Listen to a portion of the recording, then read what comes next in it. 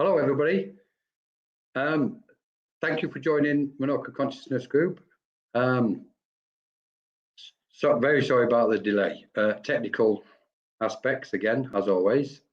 We did every intention of starting on the hour, so we do apologise for anybody what's been waiting for us.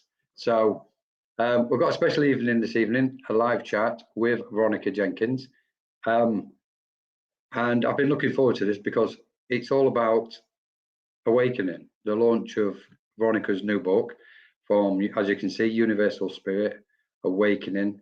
I've got the book, I've gone through it, obviously, previously I've had it a few weeks.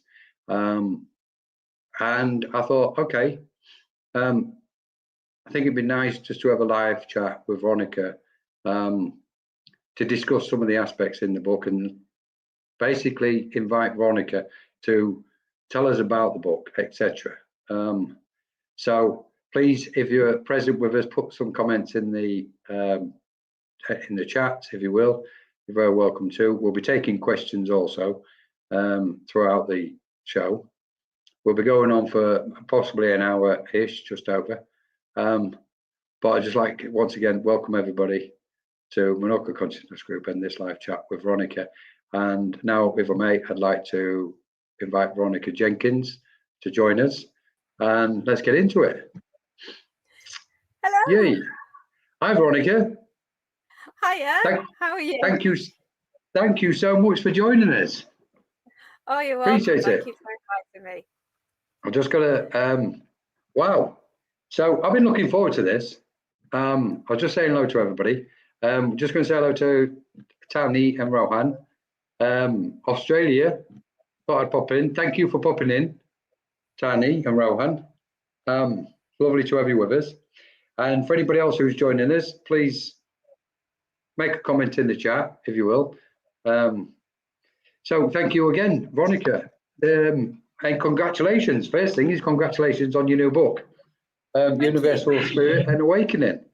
You must be quite excited about it. I am, yes. Yeah, interesting though, the exciting bit was actually doing it. And, you know, I really enjoyed the whole process of writing it. Publishing it was very frustrating, but the process of writing and putting everything together, I really enjoyed. Yeah, no, I can see. I mean, from personal experience, it's a joy to do the writing. But they do say writing the book is one thing. Afterwards is where the difficulty begins. You know, finding a publisher, it's got to be edited, proofread, you know, formatted, etc. Then we're going to get a publisher if we can get a publisher. We know nowadays Amazon is doing the self-publishing type thing. It's interesting because I remember years ago with books, the publishing houses used to have the monopoly on everything. So if you had a book and you wrote it, or however many, and you went to a publishing house, if they said no, that was it basically. Whereas now they can't do that any longer. We go, that's okay, I'll put it on Amazon.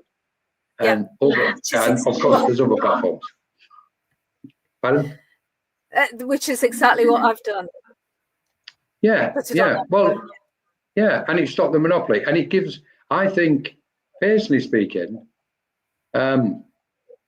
Amazon or any platform is great for people to get educated because it's easy accessible.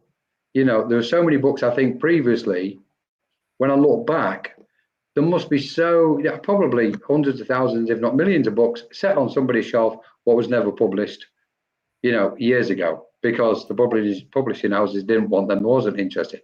Whereas now, all that information can get out there and we've got the opportunity to read it. You Absolutely. know, so it's I think not so much Amazon, the internet was a game changer in this one. But the book, just before we go into the book, I'd like, just for people who's joining us, if you can just tell us a bit about yourself and what inspired you to start the book. So your early journey, because I noticed you mentioned about 20, I don't know if you said you was 20, I've got some notes here, when you was about 20 years old at the beginning in the introduction. That's right. And I kind of picked up on that in your early 20s, you started That's your right. training as a teacher. So is that in schools, etc., I presume? Yeah.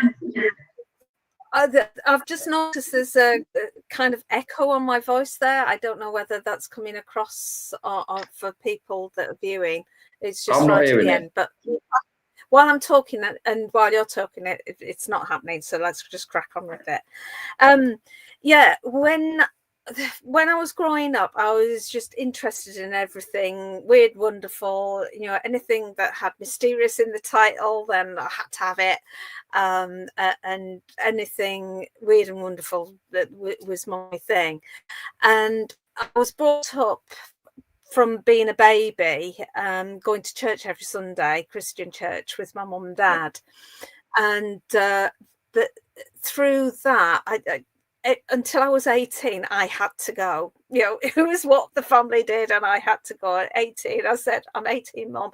I don't really want to go anymore." And before that, I'd said to her about, actually, I'd like to go to a spiritualist church, and she never actually said no. But we never ended up going. So when I went to uni to do my B.Ed honours, the degree for teaching, where I lived, it was West Bridgeford in Nottingham, because I went to Nottingham Polytechnic, as it was. And there was a spiritualist church there. So I went, and it was just like walking into home. It just felt like home. It felt, this is where I need to be. All the questions I had, all the way of thinking that I had, that seemed to challenge everybody else, it seemed to be part of what spiritualism was about. So I loved it. And that's where my more formal journey into spiritualism began. But my awakening as such was long before that, because for me, awakening is awakening to yourself and your relationship with God, relationship with spirit, and being brought up in going to church every Sunday, even singing in the church choir.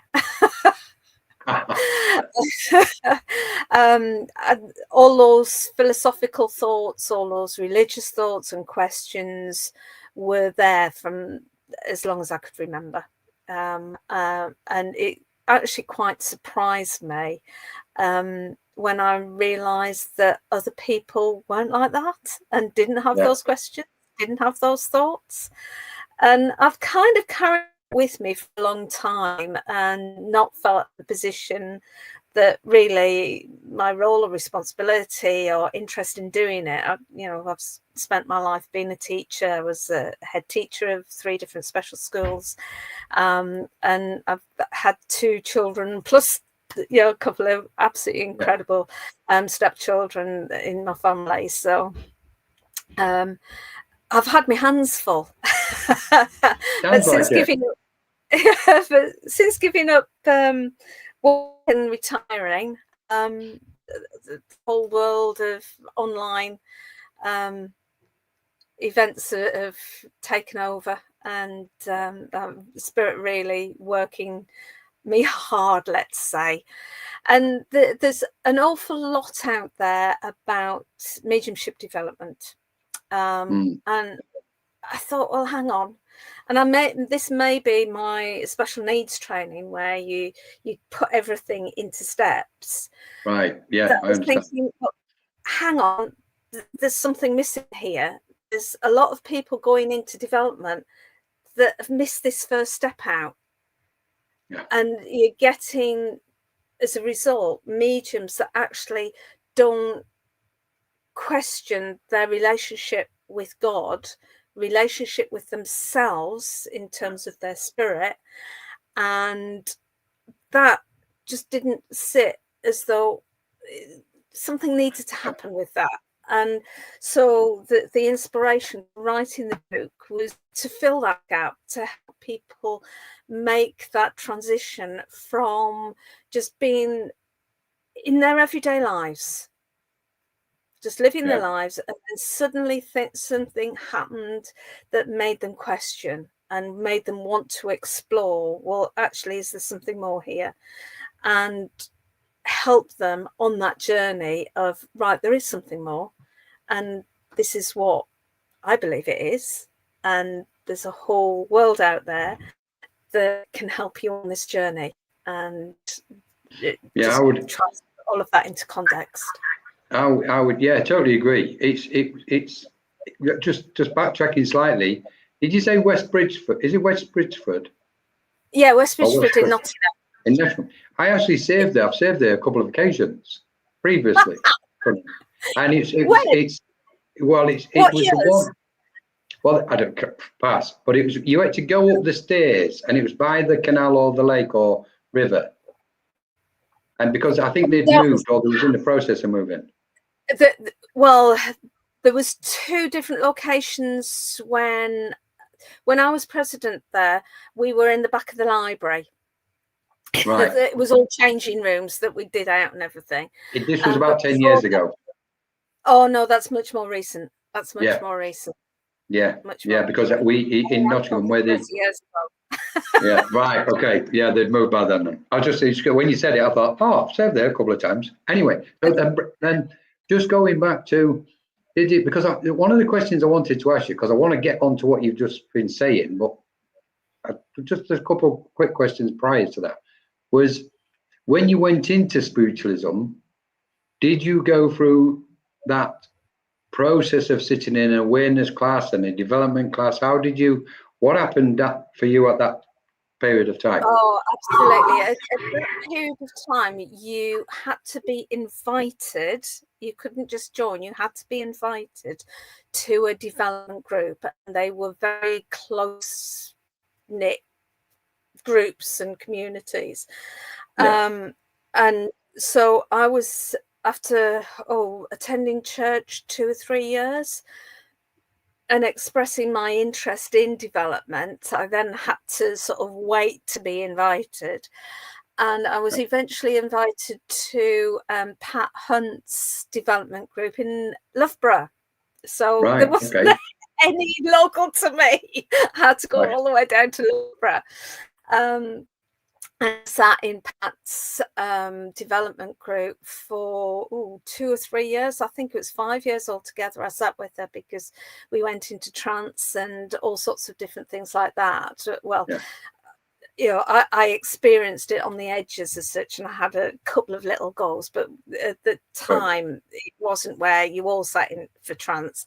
You sat and gave the energy to the one person. One person, Yeah, it's changed, isn't it? Because and then after that, from that point, it's funny because they're sitting that period of time sitting in it, and then you became a president of a church at some point. Yeah, the connection between mediumship and being president kind of coincided, but I joined the committee long before though I was a platform medium. And traditionally, you weren't always a platform medium when you were involved in the running of the churches, because obviously, if you're a platform medium, you're out most days going doing platform work, and you can't be doing that if you're then having to be the person sitting chairing for your visiting mediums. Play the role on the committee, So it was. I did most of my platform mediumship towards the end of when I was spending a lot of time at the spiritualist churches, prior to me getting married and my kids. Got you. Right. Brilliant. Amazing. And then skipping forward a bit then, and we can go, because we both know there was a point where there was no internet. And all learning, anybody what wishes to learn spirit, if they wasn't doing it for themselves, it was normally through a spiritualist church, and there was no cable TV at a certain point. It was all like totally different. So your development at that point was literally through the churches or development or awareness class, wherever it was. And then like rapid jump forward, I mean, because the point I was trying to make in a way is they to train to become a medium took a long period of time, or longer, not a long period, but it took longer. It took years. And to learn it and talk about it and discussion, it was all in person, talking to each other and being in the presence of spirit at all times in the churches. And then we've reached this point where the internet came, and then fast forward, and boom, we've got this phenomenal explosion. And then COVID came, and you started online spiritualist church services, etc., which was an absolute, we know, I for one, we know was and is absolutely fantastic for people, because we know there was a lot of spiritualist churches closing, if not most of them, due to the circumstances surrounding that period of time with COVID, the lockdowns globally, etc. And then here we are. It's like you presented this opportunity to people, which was absolutely, we know it was pure inspiration. And now you're up to how many people? Like thousands of followers, or not followers, but members or people what are part of online spiritualist church services. Yeah, it depends which group. I've got quite a few different groups. There's 21,000 on the online spiritualist church services group, and it's just purely a group that, for the people that don't know it, that advertises all the different spiritual events, online spiritualist events that are on. I do have another group for in-person events. There's about 5,000 people on that one, and I am very strict. I won't allow in-person events on my online one, and I won't allow online events on my in-person one. But it just makes that divide. I think it's brilliant. There's some people that actually do in person and then stream it, so they do get to go on both. Like Wimbledon. Wimbledon every Sunday at 11 o'clock they stream theirs to their Facebook page, and they've got it in person, so they go on both. Is this Wimbledon? No, who was this one? This is Laurie. Is that Laurie's? No, Laurie's is Pool. Pool, right? Because I get that as well. And I get it, and I agree with it, because it's not separating, it's clearly defining the in-person to the online ones. But just in all this lot, I've got to say, and I think I speak on behalf of everybody, because I know we've had different, and you're on different things, different occasions, but it's the first time we've had the opportunity to actually sit and talk with you alone, type of thing, and have this kind of chat and interview, or whatever we're calling it. And to personally say thank you so much on behalf, and I think on behalf of potentially tens of thousands, if not hundreds of thousands of people, what's got the benefit of what you actually started during COVID. We can't just say, 50 people have got a benefit. No, it's got to be in its hundreds of thousands by now, in some way, directly or indirectly. And because we know it's, so many people, we're part of it, we use it, we use the subscription one as well, daily subscription, and I see it all the time. The amount of people that are posting on your sites is incredible. And if that site wasn't there, they'd have had to go somewhere, or in the beginning I don't think they would have had one. So it's a big, I think you deserve recognition from that, or for that. And then in all this, now we can get to the point of the book and the writing and the inspiration behind it. And so I've got a few questions. I doubt we're going to get through all these questions, but if I may, the inspiration behind Awakening, and like you say, coming to that point now, where I've always thought similar to what you've just said, that I think when somebody has an awakening, there's an instantaneous wish to develop it. So they go for the gifts, or if we call them gifts or whatever we call them, the faculty, developing and expanding the faculty of the psychic aspects of themselves, and the link to the spirit planes, and communicating with spirit through mediumship. And I think innocently, people have a tendency to become that focused on doing it. And this is what was missing, I think, in in all these years up to this point. The self-awareness, the developing the self-awareness and the self-analysis during our path. I always believe that when we develop, if we call it, I'm going to call it a gift for a moment. When we're developing our spiritual psychic gift, it's so important to have that daily reflection and analyze ourselves. I do this constantly. I sit and I analyze the day, my thoughts, my speech, and my actions. And I think that really is an equal part of spiritual development. And that should be in there for me, because in effect, what we're doing is developing our sense of spirituality, to my understanding, rather than just going for the gift. And we're kind of like stuck 30 years ago in our brain with all the same way of thinking, and we're trying to, and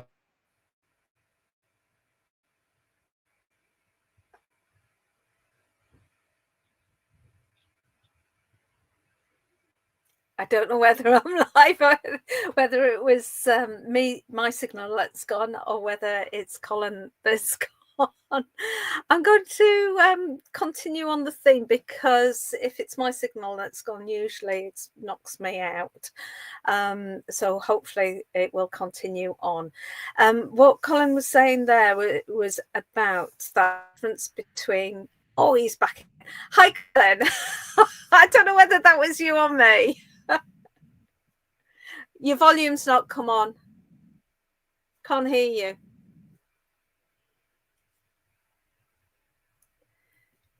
Okay. Shall I? I'll just keep talking. Yeah. Okay. Yeah, the difference between the development of your own spirituality and your psychic abilities and your mediumship abilities are three very different, distinct things. Your spirituality, you can have the most profoundly spiritual person in the world and they're not a medium. The two things are not connected. You can have a medium who has not well, no, that would be unkind. Hang on, that's better because it's moving. Yeah, I can hear you. I can hear you. Yes, sorry. Okay. Yes. Yeah. Do you want me to keep on going? Yeah, keep going. So there's not a direct connection between the skill or the ability of mediumship and spirituality. You would expect it and you would hope that was there, but they are two different things. It's like a spirit artist does not have to be an artist to be a spirit artist. One of my groups, Colin, my biggest group is my spirit art group. There's 203,000 people on that one. And you do have to be a medium to be a spirit artist, but you don't have to be an artist. The different skills. And to be a spiritual person, you need really to have that self-reflection, that awakening within yourself of understanding what your relationship with yourself and God is. That's what being spiritual is. And that's the important thing, to my mind, to really get into and to explore, because that's where, for me, the real magic lies. When people first come into spiritualism, they see the psychic things as, oh, it's some sort of magic. It's not. It's a skill that can be developed and learnt.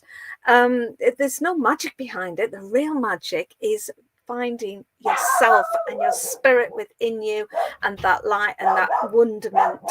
That, to me, is the real magic, because once you discover that and make the connection with that, you take control of your life in a far different way than you do in any other. You change your life. Becoming a medium does not change your life unless you make a business. There's no connection with changing who you are. By becoming aware, changing yourself, discovering God within yourself, you change who you are, and you become a different person. You see the world differently, you interact with people differently, you interact with yourself differently. And that's the exciting part. That's the important part. Beautiful. Thank you, Veronica. Sorry to everybody. I don't know. I literally got kicked off camera and off the microphone for some reason. It was all set up, so obviously something is going on, spirit. But thank you so much, Veronica. And because it's this business, isn't it? What I like at the moment is there's more and more people working on themselves internally. And you make reference to different things in your book, like shadow work, you know, etc., which is refreshing to see, because previously we wouldn't have seen this. You would have seen a medium on a platform or was just doing mediumship, and they themselves wouldn't have really changed much within themselves. Whereas now we're seeing that self-awareness and that, and we'll use self-analysis, by doing the healing, by doing the shadow work, by peeling the layers of the delusions off. What we're seeing now is more authenticity mixing with mediumship and the readings and psychic aspects. So the book, let's get to the book, because I was looking, so you started with the introduction, and I'm going to read it if you like. I wrote it down anyway, but I'll read it from the book. So just before we go any further, I just want to say hello and welcome to everybody who's joined us. Just quickly, so to Rosalind, thank you for joining us. To Michelle Rose, hello Michelle. I know we've had Pauline with where's she gone? I Create Calm. Pauline, just to let everybody know, we're going to put the banners up for what's coming up anyway. Pauline she's a beautiful soul. She leads the meditation on Menorca Consciousness Group every day at 5 o'clock. And they're absolutely beautiful meditations. So please join her for that. Thank you so much, Pauline. And then hello to Nothing to Show Cavalier. Nothing to Show, I like that one. So have you got any questions? And to Francis. Hi, Francis. Thank you so much for your beautiful words. So if you've got any questions, please put them in, and then we're going to start answering some questions. But I want to get through some of these things in the book. So I'm going to read it. There's the book for anybody. This is Veronica's new book, Universal Spirit Awakening. It's well worth the read for anybody what's interested on this path. It is what it says, it's awakening. And we're all experiencing it. So this, where it says, in the intro, and I love these words, there is a sacred vibration that resonates through every soul. And it's like, what a beautiful way to start a book. When you say this, a sacred vibration that resonates through every soul, can you tell us, can you open that up a bit for us and tell us? Yeah, absolutely. Oh, that echo's come back. When we talk about the spirit and our relationship with God, different people will see that relationship differently. And one of the things that always interested me right from the beginning of my development was when Pat, the lady that did the development with me, and the small group of people that was there, she asked us what our relationship with God was. And what really pleased me and surprised me is that everybody bar one had basically the same answer, that we are part of God. God is part of me. Now that's not the Christian way of seeing it and how I was brought up, because God is separate from you. But as a medium, I always felt, and growing up, I felt that, hang on, I'm part of this. God is part of me. I'm part of God. So that God, I see very much like a diamond that is refracted. The light is refracted in not reflected, refracted. Yeah. In every time you look at it, it's different. Yeah. And we are those different aspects that we see from it. Yeah. But within that, there's the quote in the Bible, in the beginning there was the Word, and the Word was God. Talks about sound, word, the voice, Vibration. it's vibration. Yeah. And energy is vibration. Everything at a quantum level is vibration. So that's why I felt it was important to start the whole thing with that God vibration, that it's about how we are part of that, and we all vibrate, whether it's at a cellular level, a cellular quantum level, or even at a whole body level. We emanate an essence of God through ourselves. Yeah, I agree. I think it was a beautiful way of starting the book, Veronica, and that because it resonates, doesn't it? The word resonates with us, and I agree with this aspect of, you know, this. It ultimately comes back to the presence of energy, being ever present, and so we'll go the word of God, going through sound, going through vibrations, energy, whether it's a wave or a particle, whatever it is, but we know that the essence is energy. We know we're energy, and therefore we can't be separate from that energy. We've got to be unified part of it. Well, thank you for that. And then the chapter 1, which is brilliant. I want to say hello to Rish, and to Patrick and everybody who's just joined us. Thank you so much for joining us. Interesting conversation. To Elizabeth, thank you. And chapter 1, the call to awakening.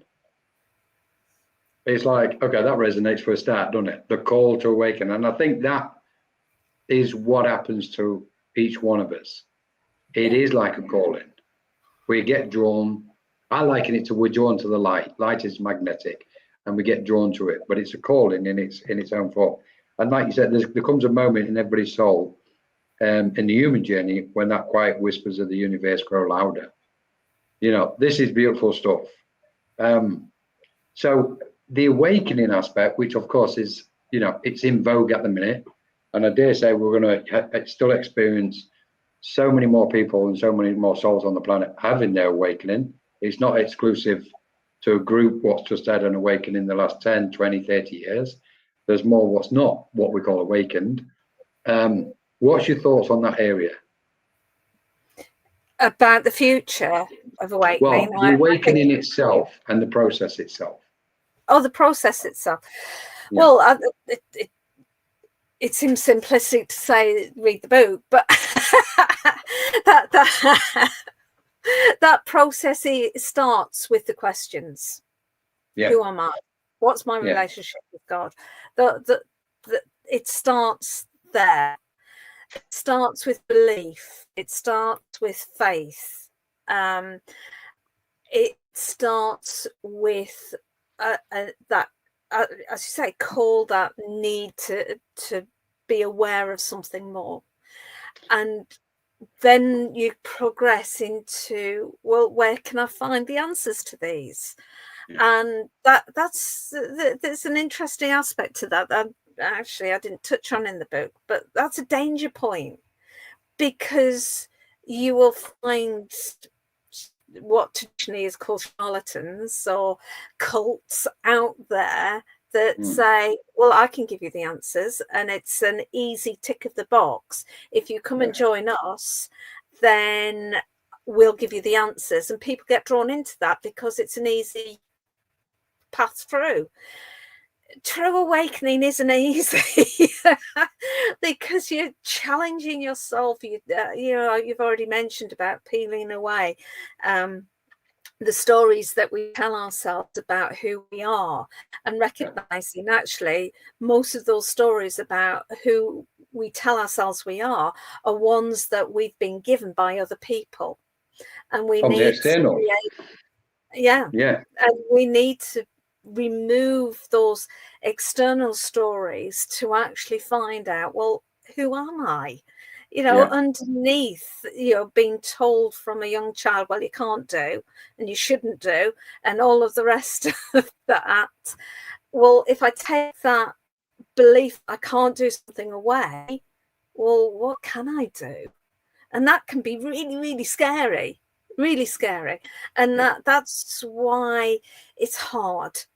That's why it's hard, because you've got to challenge yourself through the scary stuff, the fear, and recognize that fear is fear. It's not, it seems daft to say it's not real, but it's a construct of the mind, and we need to be able to put that to one side and work through that. And to do that, that's where all of the shadow work comes in, or all of the challenging self comes in. Yeah. So that's the journey you're on, and it takes a lot of honesty. It takes a lot of hard work, because each time you take a layer off, wow, you find another one. bit of an onion.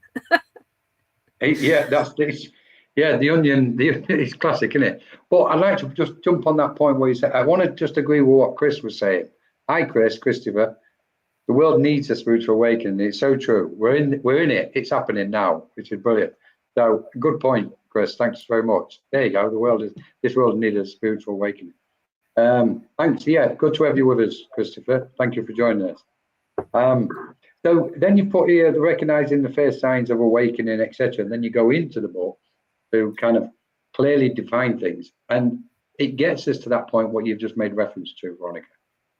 These constructs of the mind, as we experience the awakening, and it's like, okay, there's more to life than what I thought there was. I need to start looking at it. Then boom, it just opens up, doesn't it? The door opens. It's almost like the door comes off its hinges, and you go, right, I need to deal with this lot. And it is a reflection of what's going on within our own consciousness or awareness. And that's where the construct is being built. And what we seem to be experiencing is that dissolving of the construct. There you go. Pauline, I was talking about this exact thing this week. Our stories are like wearing a coat that someone has given you, but it doesn't fit you. And there comes a time when you need to take it off. All part, absolutely 100%, Pauline.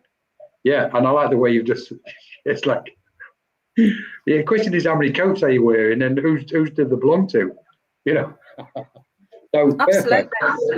So then we get to that point where it's like we're deconstructing in a way the conditions, what we think are being imposed upon us, which we know the bulk have, because the external is stepped in as soon as we're born, and then we go through the process of family, next of kin, peers, society, schooling, politicians, the system itself. It's all external, where we'll use it's too strong a word, but it's imposed upon us. So we've taken this all on board, and then we have the awakening and go, okay, I've got to start like feeling this like way. It's got to. What I liken it to is we're transforming the energy. We're transforming that construct within our awareness, almost to the point, and we'll go a bit further with it, which I don't want to open up too far. If we go a bit further with it, a touch, we can say, okay, was this all meant to be? Did we need to take all these aspects on, all these vibrations and facets and thoughts and opinions, etc.? Did we need to take them on board in order to create some kind of transformation, to alchemize that energy, so to speak? And then born out of that is our awakening. Because it seems to me that every one of us, if that's spirit, tell them we're not here. No, normally I've got Derek's live on at 9 o'clock, and that's my reminder to get him live. Right then, okay. So I'm going to speed this up then. So that kind of transformation then results in all of our spiritual awakenings. This is the bit what I kind of like. So rather than go, and I don't want to get too political here with blaming parents, blaming the system, blaming all this lot. We know, we've got thoughts whether we disagree or agree with it, all of us together. But yet, if we look at it and go, well, if everything is, then my awakening was in perfect timing and synchronicity to whatever we call the whole thing or the source, which then means everybody else's awakening is the same. And from that, we can see the beneficial, positive aspects of not just our own, but everybody else's awakening. And we can celebrating that joy. The difficulty, and this is the key word where I think a lot of people have a tendency, and I respect this, to, as the layers are peeling off, it's like pulling a plaster off. It can be a bit sharp, you know, and it's like, oh, that one's that one here. And of course, the stronger it's attached to us, the harder it's going to become to get off, and the more painful it's going to be. So it's almost like, okay, what we need to do, no, I can't say what we need to do. What I believe in is exactly what you've been doing, encouraging all of us and everybody to come together and support each other in such a loving, compassionate way, because there's a joy in all this awakening. We know this, but anyway, I'm not going to start going off on tangent, because I want to keep getting onto this book and look at different things, if I may. So then we get what you've mentioned is the nature of universal spirit. There's a part in chapter 2 where I haven't opened it up, where you've made reference to ancient Egyptian wisdom, quantum discovery. So just for the sake of for people, there's quite a few references, broad references across the spectrum in this book. This is what caught my eye with it. I thought, well, it's not contained. There's branches here, what you've incorporated into the book, into the book. So in that concept of bringing things in, rather than, you know, keeping it narrow, what kind of inspired you to incorporate these different things? And I'm just going to acknowledge, I'm going to acknowledge Francis. Hi, Francis. I trust everything that has happened is happening and will happen is exactly the way it's supposed to be. Say no more. Yeah. What do you say to it? Yeah. Perfect. No. Thank you. Thank you so much, Francis. Yeah. Yeah. So sorry, Veronica. Sorry, go for it. I'm got a very scientific mind. And very methodical, and I love science. And you know, if you look at my Google News feed, it's all about the latest quantum theory stuff and things like that. So I always feel that where things come from is important, and understand that there's actually a historical context to our beliefs, to this whole part of our nature, that it's not something that's new and made up. There's actually part of the human design has always been there of a spiritual nature. And the more spiritual communities that there are, have some profound beliefs that are very much interconnected to this whole awakening. One of the things that I'm delving into at the moment is totem animals, and again that's been linked to awakening all the way through humanity.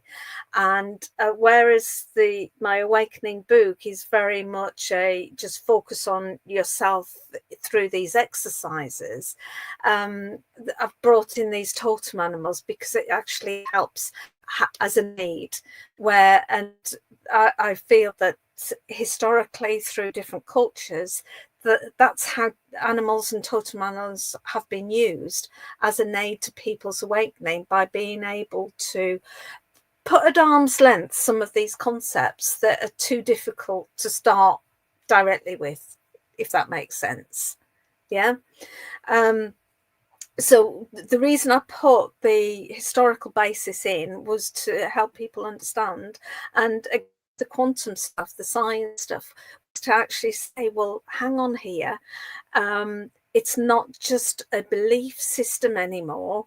We are starting through quantum mechanics to actually understand that there is a scientific route, That's right, proven elements here, that it's not just belief anymore.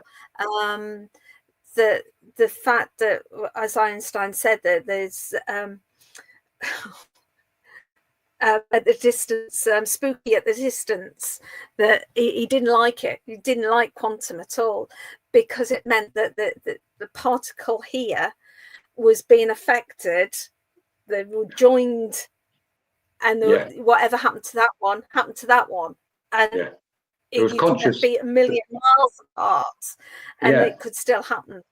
It's and like two. At that point, go on. Sorry. At that point, you start to find an explanation of how I and my soul connected, because there are quantum expressions of the same thing, and what happens to me in this physical body is at the same time quantumly happening to my spirit that is part of me, kind of thing. But there's that. If you could, I like this area, to be honest, because I remember there was a section regarding quantum physics where they did the test where they put a beam of light or wavelength through a split board, and the two waves separated, or two particles separated, or the one particle separated into two, and it doesn't matter where they were both was and the distance between them, they was both conscious of each other, and eventually came back to each other.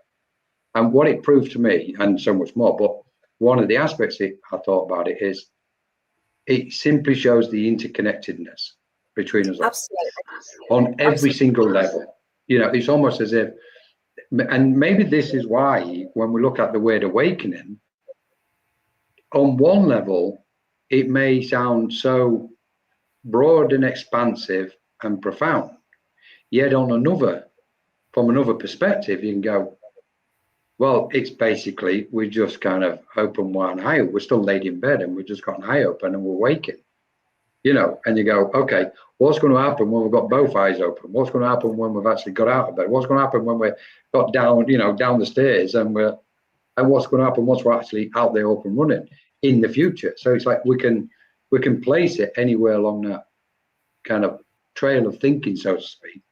And yet what it always implies is that, and I'm going to say it, we need each other, because we are each other. We are interconnected, like we are starting to understand and have the knowing of through, because science and spirit for me, there's no divide whatsoever.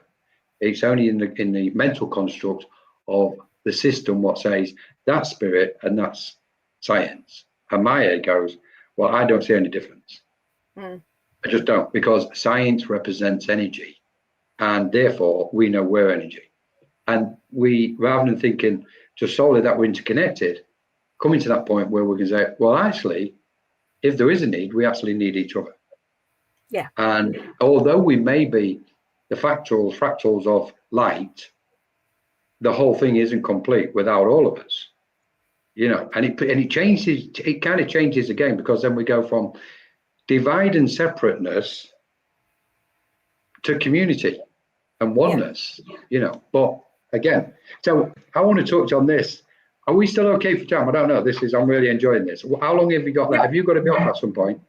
No, Derek's not on tonight, so I've got okay then. Thanks, Derek. So, because then we talk about, you mentioned in the book, the role on page 38, the role of the subconscious mind. So yes. Tell us more about what your thinking is on that one. Let me find the page. The role is, right, okay. Page 38 again, it is. Yeah.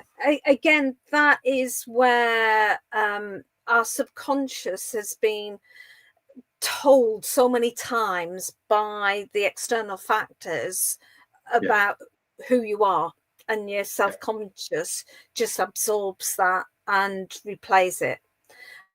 Right. It's what everything we talked about before, that actually our subconscious is a reflection of what we've been told we are. In that kind of way. Yeah. So we can break free from that, and that goes into chapter 39. It is actually recognizing what elements of our subconscious have been programmed by our upbringing, etc., and any events that have happened to us, and by recognizing that that's what's happened, and that's why we're making the decisions we are making, and that's why we hold the fear we have, or the sense of rejection we have, all those negative elements, and even positive elements, but we kind of want to keep the positive ones. You know, if we're brought up with love, our self-conscious will feel love because that's the way we're brought up. We don't want to lose that. We really don't want to lose that. But if we've been told as a child all our negative constructs, and as I said, that you can't do stuff, and you're not worth anything, I wouldn't bother doing that, you can't do it, then those are the ones that we do want to break away from and to put behind us, kind of thing. But we need to recognize them first, and we need to pull apart our own story to be able to do that. Yeah, it's beautiful. And it's funny because you go further in the book, you mentioned the identifying as one of the exercises, identifying limiting beliefs. Yes, that's right. Which is related to the subconscious conditioning. It's the subtle mind, or the subliminal aspect of what's happened, where the subconscious grabs it and then kind of tries to put it into our conscious mind, and then we start thinking in certain terms. What I enjoy about meditation, when we're doing mindfulness or meditation, that we can get to the subtle mind, the subconscious mind, and observe our conscious mind. We become the observer, where then we can say, okay, I'm just seeing what you've been doing here today, so we need to change this a little bit. And this is where authenticity and honesty comes in, like we were saying earlier. It's important that we're honest with ourselves when we're viewing ourselves and go, my conscience is making me feel that's incorrect, I need to change that. You know, and rather than go on, you know, guilt comes from the ego, which, you know, kind of wants to haunt us. You know, I can't wait till guilt is off the planet, because I think at some point each of us have felt guilty over something, you know, whether we've stolen a, you know, slice of bread, what we shouldn't have done, or whatever. And it's one of those transition emotions, though. Guilt is an important emotion to help us recognize that actually there is some pre-programmed going on that is, you know, all that negativity. Guilty is a learned response, but it also is a transition response that enables you to make a transition to a different place within yourself. Exactly. I agree. That's what I was saying, where when we sit and observe from the subconscious mind, we can then view, we can do the self-analysis, and our conscience, because we're closer to our conscience at that point, that then can use the guilt as a springboard, the transition to project us, let's say, to a better way of thinking or a better way of acting. So identifying limiting beliefs, and then you've got these, I mean, the morning affirmations, etc., mindfulness, and present moment awareness. Present moment awareness. Yeah, go on. So whatever one you want to pick up on. Well, one of the things that I thought would be interesting is, you've just picked up on there, is about present awareness. And remember, with all of these exercises, they're not one-off ones. They're ones to repeat either daily or whenever is right for you, because there are different experiences throughout your life that will kick up different emotions. And it's when you go through that emotion, whether it's guilt or anger or any of those negative connotations, that you can then think, right, I've experienced that, let's sit down, work through, why did I feel that at that point? What triggered that? Why did I respond the way I did? What should I have responded differently? But before often we can even do that, we need to center ourselves, because if we've been triggered by anger, say, we've had an anger trigger, then we can't actually do our self-analysis work while we're feeling angry. We've got to calm down first and find ourselves again first. So it's really being able to center and be in the presence is really important. So one of the exercises is on page 51. Deep breathing, anchoring yourself in the present, and that's the 4-7-8 method. And it's interesting this because it is actually recommended by the NHS. It's one of their ones that they recommend to help reduce anxiety. And as somebody that has been through a period of very profound anxiety, depression at one point, it was a lifesaver, literally, for me, because the panic attacks and all sorts of things like that. So to do that, and there's a whole science behind it, so it's a valid thing to do. It's not just dreamt up by me one night. It's there's a whole science behind the sympathetic nervous system, where it actually brings that whole system down. And the idea is that you sit, you close your eyes, and people, let's do this. If you're watching, let's do it. Okay, so everybody, we're going to do some just sit quietly, close your eyes, inhale deeply through the nose for 4 seconds and count those 4 seconds. 1, 2, 3, 4. Hold your breath for 7 seconds, allowing yourself to breathe, to settle and to calm your body. 1, 2, 3, 4, 5, 6, 7. Slowly exhale through your mouth for 8 seconds, releasing tension, fear and stress. 1, 2, 3, 4, 5, 6, 7, 8. Inhale deeply for 4. 1, 2, 3, 4. Hold for 7. 1, 2, 3, 4, 5, 6, 7. And exhale for 8. 1, 2, 3, 4, 5, 6, 7, 8. Okay, and just breathe normally. How does that feel? Refreshing. Perfect time with refresh. Absolutely beautiful. And you just repeat that as often and as many times as you need it. And this exercise is in the book, is that correct? This exercise is in the book, and it's on page. It just made my eyes water. I'm trying to get my eyesight back. So everybody try that home. Hold on to it. Hi, Eloise Edwards. Good evening. So try that exercise at home constantly. There's no limit. It's not just a one-off. You can do it as many times as you wish. Yeah. Because I think it's part of. I think for most people now, having some kind of spiritual practice is important to them.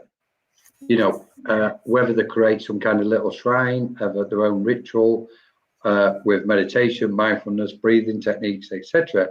Alison Plumley, at peace. Beautiful, Alison. And then skipping, because also in the book, and this is what another aspect I like, is because you blend in different facets. You present in different facets. The awakening, the scientific, dropping these little, aspects into it, and then all the exercises throughout the book, and all wrapped in, at the essence and the center point of it is that spirit, the spirituality and spirit. And then you move up to where you're talking about connecting with the highest consciousness, with a higher consciousness through visualization. So you've incorporated, these so many aspects in it. So if you can tell us a bit about that. Yeah, because once you've done the shadow work and started to ask those questions, you start to look at self much deeper and start to recognize that your spirit, your soul's in there. At the very heart of everything, there is this incredible you that is spirit. Yeah.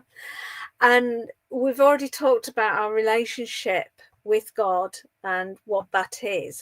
But how many of us actually can feel that, can feel it as a real powerful existence? So I felt it was really important to support people find that and be able to experience that relationship with God in that way. That once we can find peace within ourselves and touch ourselves, then at that point we start to be touching God and that powerful thing that we are part of, that universal spirit. Yeah. That's the game changer, isn't it? Yeah, it is. It is. That's the very game much. changer. Touching that pure light inside changes the game. Yeah. Yeah. Amazing stuff.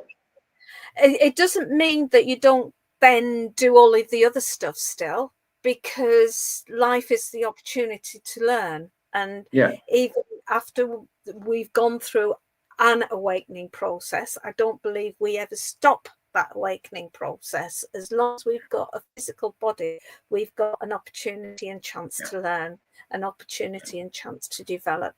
And we do that by looking at ourselves, examining, well, what went wrong there, any difficult conversations that we have had. I've had one today, and I've sat back and reflected on that. And was that the right thing to say? What impact was what I was saying having on the other person? What impact had it on me? Was there a different way of doing it, or was that the right thing to do because actually of the consequences, etc.? It's an ongoing process. As long as you're breathing, you should be awake. Yeah, no, I get this, because it's almost, we can, when we're doing the self-analysis and self-reflection, I always think we've got to be very careful that we don't, we've got to be gentle at the same time, because we know we can be our own worst enemy, and nobody's better than beating us up than ourselves. We know these aspects, and you go, well, at some point in there, even though I'm determined to evolve and develop, there's got to be a gentleness applied. And in a way, there's no such thing as failure. It's like the situation, similar to what Francis said earlier. It's like it all plays out the way it does in the moment. And then we do the reflection business, go, okay. And at what point do we then go, well, it was what it was, and I need to just let that sense of acceptance inside us ripen and come to the surface and go, I'm just accepting it. Okay, next time I won't say that. Next time I might shift that way.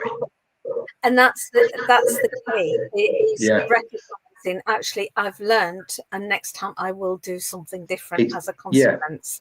When I start to feel that way, I'm going to take a deep breath and think about my response before I make it next time. Or next time I feel that way, I'm just going to walk away. Or next time I'm going to ask different questions. Interesting. It just gets more interesting, doesn't it? Because what we're saying about the book, and just to show everybody, there's Veronica's book, Universal Spirit Awakening. And in here, what we're talking about, what you've just made reference to, is we can broaden the analysis, if we like, to, there's a psychology playing out here. We're all becoming psychologists in our own way, because we're psychoanalyzing ourselves as much as self-introspection, etc., etc.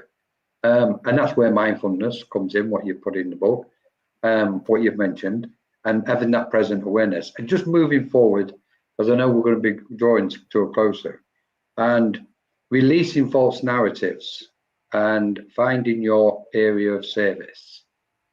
And then I've got one last one after that, which is interesting. But well, false narratives, basically releasing yourself from false narratives. But you don't have to. Pardon? You have a choice about. Are you broken up? Sorry. Yeah, I lost you a minute there. Right, okay. Let's start again then. Say what you, because I think I don't know whether everybody heard that. So yeah, false narrative. Is that part of the deconstruction? Oh, can you hear me now? I'm only getting bits. I'm only getting bits. How's? Let me just have a look. Okay, I can catch you now. I've still got you. So it seems to have settled a bit. Can you hear me now? Yes, I can. Perfect. Yeah. Okay then. Yeah. False narratives. False narratives. Yeah. And finding your area of service. Two very different things in many ways. In terms of the false narratives are those stories that you have told yourself because of how you've been brought up, etc., and their experiences, and breaking free from there and releasing them and choosing not to follow those anymore if you don't want to. You have got control of that. You need to recognize them first, but then you've got a choice to make. Service, the minute you recognize, as you said earlier on, that we are one, literally our spirit, my spirit, your spirit are a combined essence of God, or universal spirit, whatever you want to call that entity as such. Once you recognize that, understand it and feel it, you know that then purpose of life is about service to others, and it's not just self-service because I'm helping you, therefore it helps me, but it's one of those things that expands. The more that you give, the more that you receive. And it's not about karma in the way people think, well, if I do something good, I'm going to get something good back. You're doing it because it's just right. That feels right. You want to help people because actually that's what is the thing to do, and it's not what you might get in return for doing it. It's because that is where your spirit is at, that you resonate that love for others and you just naturally want to help. It doesn't mean you're daft. No, of course not. And just give away your money or give away your time just frivolously. And I still have interesting conversations, say, with people that try to take advantage or deliver false truths, things like that. It does not mean that you just open season for everybody. Far from it. Exactly. That's right. Part of this awakening is understanding your own boundaries and being safe with those boundaries and being able to express those boundaries as well, because we live in a human world, and just because you've awakened doesn't mean your neighbor has, and therefore yes, give, yes, support, yes, send healing if they wish that, but it's they're on their own journey. It's not your responsibility to, but at the same time, if people are coming to you and say, could you help with, and it's a reasonable request and you can give that time, why not? It's it's an important part for your soul, for you. Yeah, totally, because I've got to bring Buddhism into it, and some of the Buddhist teachings at this moment, because the teachings tell us that most of our suffering is born out of our own grasping. The I is chasing the I, it's feeding the I constant. I want, I wish, I desire. And in that grasping, we start suffering. And yet when we pause and we start then to think of being of service to others. And are you okay? How's things going with you? You know, etc. It's like the eye's gone completely then. It don't exist because our thoughts compassionately are for other beings. And regarding the awakening, I have always had this huge thing where we all awaken when the moment is correct. I always liken it to karma. When our karma ripens, our awakening takes place. When all the conditions are correct, our awakening occurs for each of us, whatever those conditions are, circumstances, and possibly we can put in previous lifetime experiences and all the aspects of them. In that moment, we have the awakening. And what happens from there is one of the first things it tells us is everybody else's awakening is going to happen when the time's right for them. That we can't force that. We can't force somebody else's awakening. It's impossible. That mind is just going to be so disturbed if we do that. So from an awakening, mindfulness, etc. And that's having that sense of peace and tranquility within us. That knowing ripens, and in that knowing is the understanding that everybody's okay, everything's okay, everybody's going to awaken when the time's right for that individual because it's happened here. We are that reflection of that truth. So, final thing which I'd like to touch on because, if I may, and it's the future of AI and spiritual awakening, which I find quite interesting. So this is going to be slightly controversial for some people. So we stand at the threshold of a new era, one in which artificial intelligence and human consciousness intersect in unprecedented ways. As AI continues to evolve, so too does its potential to support humanity's spiritual awakening. So obviously we're in that now, we've evolved, we're at that point, AI is present. I'm not going to be able to get it. Rich says yes. So one of the questions which I wanted to ask, because there's AI and spirit is complex, I think, and we know it's easy to say to us, similar to what you put in the book, actually, or a part of it, is AI is automated and the soul is animated. It's a living energy. It's organic. It's pure energy. It's got thoughts, emotions. It's transcendence. It's got all these aspects to it. So one of the questions what I wanted to write, and because I'm seeing things around what's going on recently, was there a point, or in the book, did you use AI to produce this book, or any aspect of the book? Yes, I did. Because I'm interested, and I think people are interested in this area regarding spiritual teachings and books, etc., and AI, and using AI to write books and things. So, so your thoughts on that? I used AI all the way through it, right? All the way through it.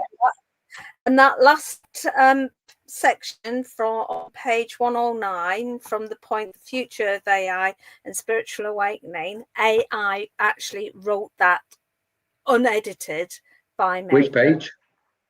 109, the one that you've just read out.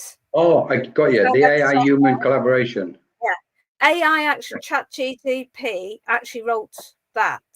Right, got you. It wrote interesting. Without any editing at all from me. Now, the way I used AI was that I had ideas and concepts, and from my experience and understanding. This is the part I was interested in. Yeah, and I wanted a way of being able to say that in a cohesive, sensible way. Now, AI does have this thing about hallucinating at times, that it thinks certain things are facts when they're not. And even when you tell it, it's not a fact, please don't repeat that. It repeats it. It's got stuck in a loop. Okay. Right. And I got to know the workings of ChatGPT very well, and we had a lot of discussions, and it's fascinating that they did feel like discussions, because they were, You know, Yeah. I felt that it was learning, and I know I was learning. There was historical things that I felt were, well, I need to know more about that, and it dug out stuff for me, and I was able to read it and include it and all the rest of it. And there was a few times that I'd written a piece and I said, can you write this, please? And it rewrote it a lot better than I did. You know, it's got a habit of putting tapestry everywhere, and it's very much uses American grammar, which jars with me a bit, because I'm a teacher, I'm an English teacher, so I know the English grammar, and you know, so I had to change all of that and things like that. It's interesting that I've never had a fear of technology. I'm that old that I did O-level computers, but I was kind of the second year in the whole UK that had done computers. It only started the year before in O-levels, and I did an A-level in computers, and at one point I was going to go to uni to do computers and psychology. I didn't. Ended up being the teacher instead. So I've always worked with it, and my son actually programs AI. He's doing a PhD in programming AI. So I've got no fear of that, and I know there's a lot of fear out there because people don't know how it works, and basically you've got to train it. And you know, if you train it to your way of thinking, i.e. with with the totem animals and stuff like that, then it will understand. And certainly with spirit and things like that, because I've talked to so much with it about the concepts, then it will reflect back to me that kind of way of thinking. And certainly bringing in the psychology elements that you mentioned about the shadow work, that it can really massively help people, because you can actually sit down and use it to journal. And not everybody's comfortable talking to other people about personal issues. So, well, talk to AI. It's like talking to yourself, but you know, if it's being programmed, and not programmed, but trained properly, with the philosophical thinking of spirit, and with the psychoanalytical sides of it, then it can be a really useful tool to help work through particular issues. And it's one thing that I'm exploring with the totem animals.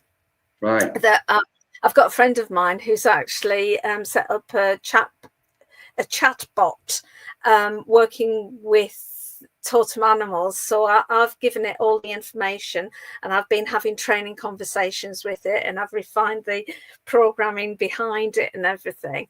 And it's going to be really, I hope, useful tool for people.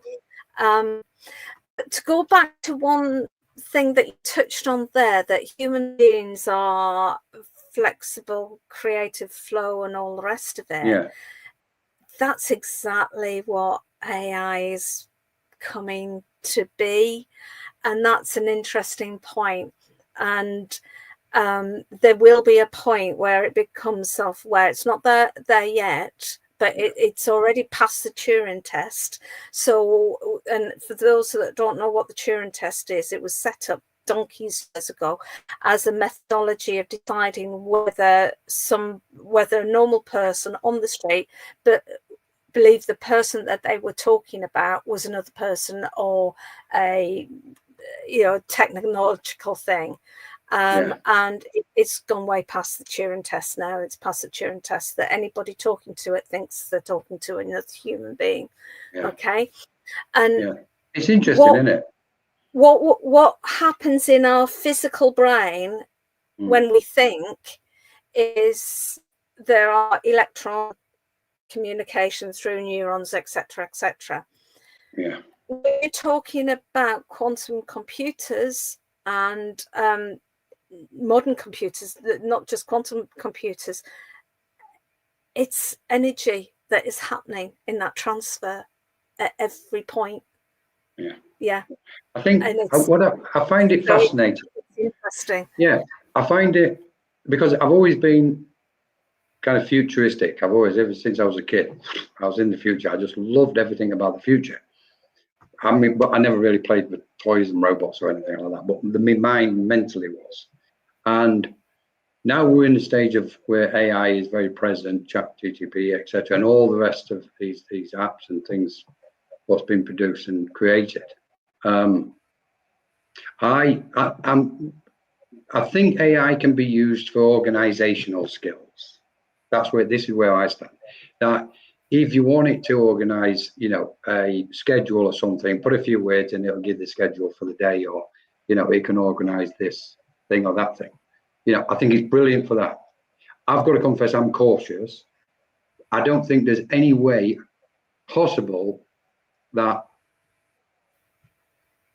it can be who and what we are, because of the soul and awareness which we have. We're talking a machine, like we're using the computer to speak together, but we're two humans with two souls. But we know the computer hasn't got a soul. Now, in saying that, I am still aware that into the connectedness of everything, that all is energy, very much aware. And so what I'm saying is, what we're looking at the moment is the tentative steps. And I don't want to open this up in another direction, because that's questionable totally, because I don't think humanity, it's not that I don't, humanity is not at the moment, present state of affairs. We're not living in a peaceful state with each other. So it can get out of control and be used for nefarious purposes, which I'll cut at that point. But as far as writing and organizational skills, I think is brilliant, because I've witnessed it, I've done it, I've seen it. As far as writing books and spiritual matters, I've got a huge cautious aspect to it. Utilize it in the way you've used it. Like you said, I'll input it, and it might word something in a better way than what I can word it, the same as what it would do for me. Where I'm cautious is if it creeps into the spiritual space and people say, I've written a book and it's been done by AI, then I object. Or I have difficulty accepting that mind has written the book, because the machine has written the book. The machine has produced the words and the language and the text and the fluid. So in that, there's a point I'm going to. In that, what I think is the best thing we can do is, and there was a guy I noticed the other day, he posted something, and he said, I'm going to write a book on the Akashic, was it alchemy or Akashic records with ChatGPT. Okay. And he was openly about it. He went, I'm doing it with ChatGPT. And I think maybe that's where, for the sake of conscience and authenticity, writers in the space, and of course I'm talking as a writer, partly, in the space, if they're going to use AI and they're going to use ChatGPT, then they go, okay, guys, I've written this with this machine as well, rather than say, I've written the book, because we know there's so much, there'll be so many sentences, languages, and words, what AI will produce, what our conscious awareness might not be able to. And writing the books, and doing a lot of writing, what I do, I'm conscious there's a limit because of the expanse of our awareness. Even though I feel I can stretch awareness and find the language and words, I know if I put some of this stuff in, one of the AI apps, it's going to come out with some beautiful words and put them in a beautiful way. But I can tell the difference when I'm reading it. And I don't mean from my own stuff, because I haven't put any of my stuff in, none of it. It won't go in there. But I've read other people's and I've gone, that's not that mind. I know that mind. That's not that mind. That's AI what said that text. And I think we've got to be a bit cautious and a bit honest, and we say, okay, guys, I'm going to write a book, and I'm not saying you have, and I'm not saying you've been totally open and said how you've used it, because that's what I was interested in, how you used it. And it was like, but what I'm saying is, in the spiritual space or any other space, I think for the sake of authenticity, if somebody's going to write a book, they should hold their hand up and say, I've written this with ChatGPT. Or that actually ChatGPT has actually written more of that book than I have. Because we know we can put a sentence in and say, give me, 50 or 100, 1,000 words on that topic. And it's just going to go boom in seconds and you've got it. And you go, this is incredible. I can see the temptation of it, but I'm cautious because I don't think it will. AI at this moment can't love us how we love each other. That's where I am with it. I know this love, what I've got inside me for you and every soul on this planet. At this moment, AI ain't got that love. AI is a mathematician. It thinks logically and it calculates mathematically. And therefore, unless it produces that warmth and love, I get the rest. I get where it can produce beautiful lyrical, it can dance with words. I've seen it. It's like a magician. It'll put it in such a beautiful way. Wow, that sounds like fantastic. That's loads better than I could have just explained that in 50 or 100, 300 words. But it ain't got that warmth. It hasn't got that. It's like humility, humanity. All these beautiful facets of the soul is not in there. So at the moment, in the future, like you say, if it's going to be the future, and I know it's beneficial because, you can press a button and you go, woof, that's saved me 3 days of organizing that. That I love it for because I think it's amazing. Anyway, so on the book. Can I leave you with an interesting thought with all of that? Please do. Handwritten has total authenticity. Marcus, absolutely. Yeah. Oh, hang on. Right. My point is, right. Yeah. Our physical beings, our physical bodies are not our spirits. True? Yeah. Yeah. Oh, what physical beings? Our physical being is not our spirit. It's just a shell for our spirit. Well, I think we better be cautious here because we could have a debate on it. We should come back and debate this lot. Okay, well, I'll leave this thought with you. Come on. If our physical body is just the chemical construction of this 3D physical world, that our spirit is connected to at different vibrational levels, but at the end of the day, it's just a shell because it dies at the end of the day and our spirit lives on. What then is the difference between a physical organic body and a electronic metal one? I get this. I understand all this. We should have a debate on this or a chat next time. But I'm going to throw one final thing in because this has been brilliant and I have absolutely loved it. Is it possible for ChatGPT or any form of AI anywhere in the world to connect to a beautiful soul, family member, mother, father, sister in the spirit world and give us or give somebody the exact information what that soul would bring? Can AI do that? And that was my question, one of my questions that I posed on page 107. And that, which was a precursor to that. Could spirit use AI to communicate in the same way as Ouija boards and more recently spirit boxes? Yeah. Because at the end of the day, the Ouija board is just a tool. Yeah. Could AI be a similar tool? Yeah, I would say it can. I would say because then it goes to EV, like EVP, electronic voice projection. Yeah. We're bringing the electronic side into it, but we know that's a tool. It's an external thing. Yeah. The answer to the question. that's all GTP is. It's a tool. Yeah, that's right. You're spinning penny from the 17th century. You know, it's a tool. Yeah, but I know if I put in, for example, there's absolutely, we know at this moment, AI can't communicate with one of your family members and give you a beautiful message. They can't do it with mine or anybody else's on the planet. And at that point, I'm still distant from it. I love it. I absolutely love it. And I think it's a tremendous advancement and a reflection of where humanity and the intellect of humanity is at this stage of evolution. And I know we're gonna go forward with it. We've got to, because it's nature telling us to do it. It's born out of nature like everything else is.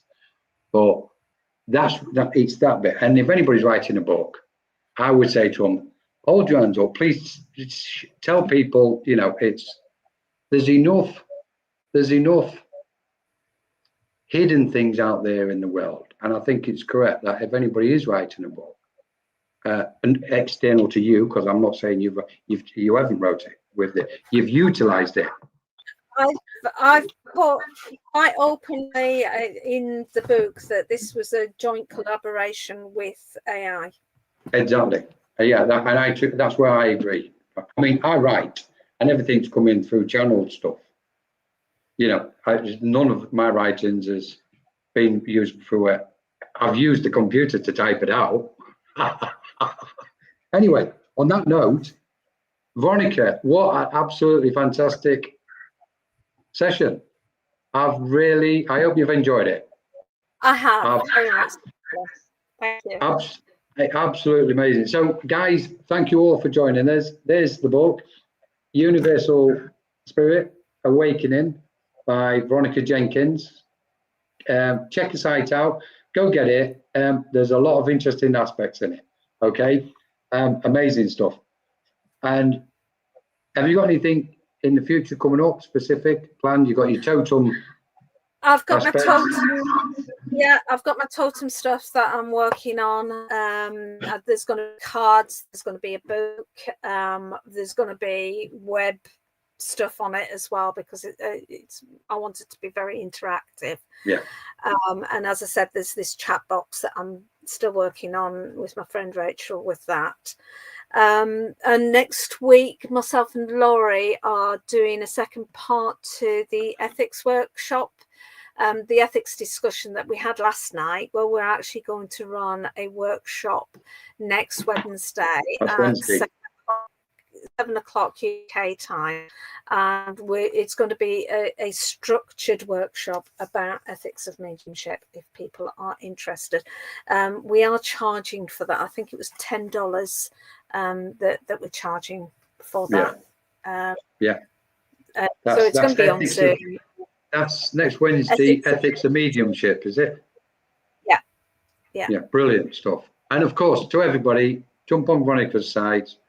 She does absolutely well. You can't even, it's beyond words, so I'm not even going to attempt it. What you've done, as far as I'm concerned, Veronica, for everybody. I don't know. You've just helped countless souls, and I for one, and I think I do speak for a lot of people. I do know this, because I know there's a lot of them probably don't get the chance to say thank you. There's probably a lot of quiet people being at home over the last 5 years, what's not communicated with you and probably wish to, you know, for whatever reason they can. And so thank you for everything you've done for everybody. And thank you for the book. Thank you for coming on. It looks like we're going to be having another chat or debate according to the crowd. Just before we do finish, tomorrow evening on Menorca Consciousness Group, we've got another chat, live chats. For the live chats are in at the minute. I don't know what's going on. First off, if I can, Pauline Barnfather, thank you so much.